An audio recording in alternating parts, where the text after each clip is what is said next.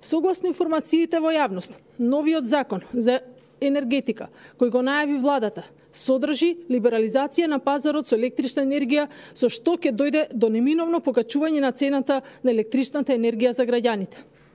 Пресметките се дека, доколку дојде до целосна либерализација на пазарот, тогаш граѓаните ќе плаќаат и до 20% поскапа електрична енергија.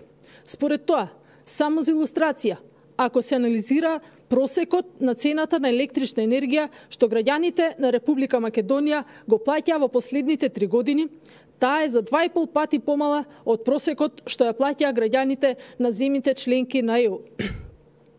Со други зборови, граѓаните во моментов плаќаат по 5 денари за киловат час електрична енергија, додека граѓаните на Унијата плаќаат околу 12,5 денари за киловат час.